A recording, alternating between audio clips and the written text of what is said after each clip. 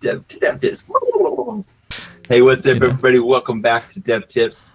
I got a special episode for you today. In the house is my good buddy Max Supera, aka Loud Trouble, aka gonna show you some cool stuff.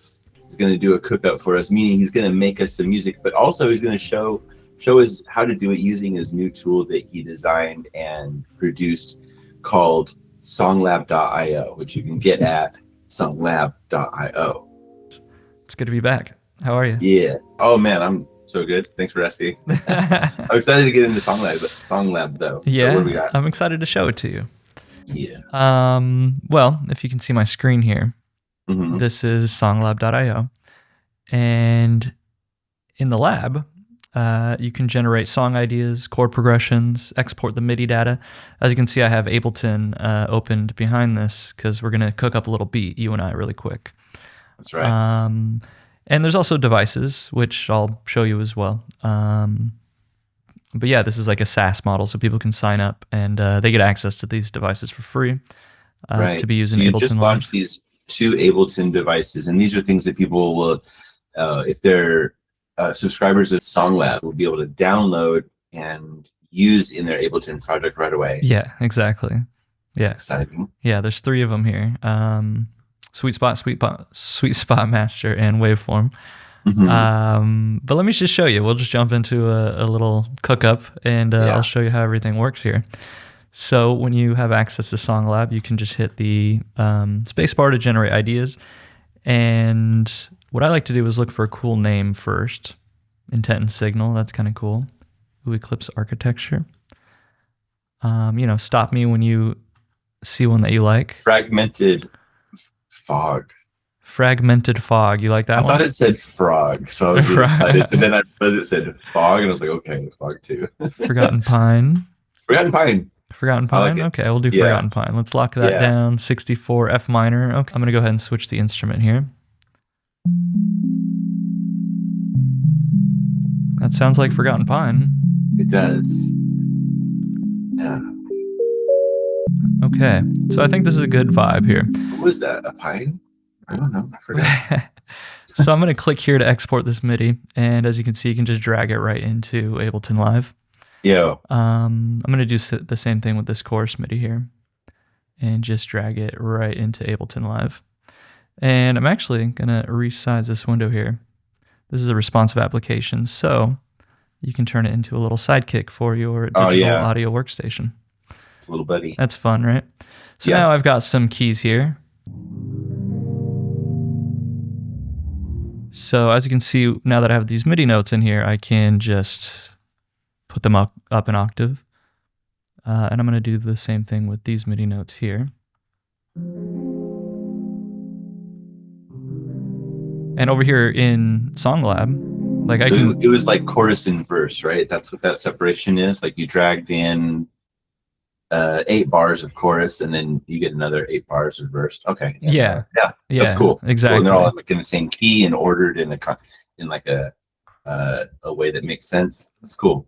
Yeah, exactly. And you can come over here and switch, so you have access to all of the available chords in this key and voicing. So you can fine tune it. That's great. Yeah, you can fine tune it. You can click on the little guitar icon and see how to play it on a guitar at jguitar.com.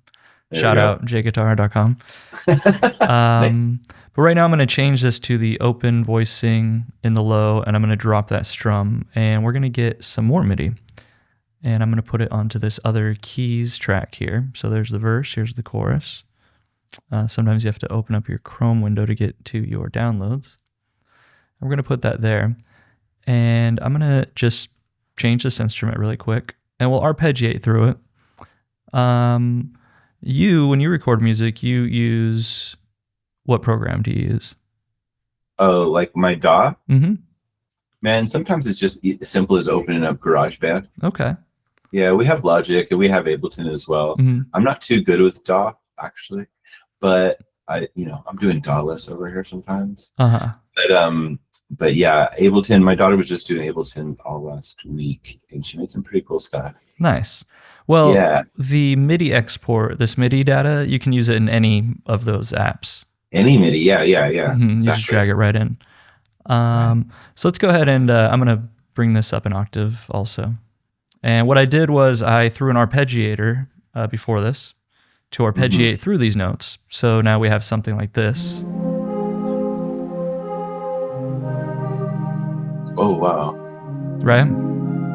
Dude, yeah.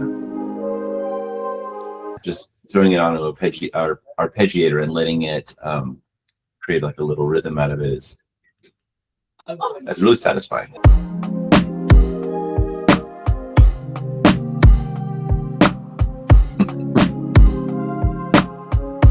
So this is a bit loud. I'm going to turn it down for us here. I'll just dim it on Sweet Spot Master here.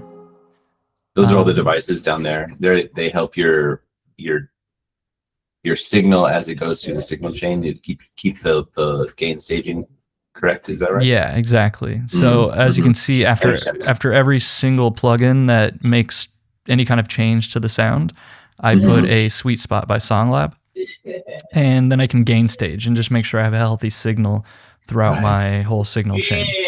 You can just drop in some MIDI and some drums, and you get 8 bars of a section A, 8 bars of a section B.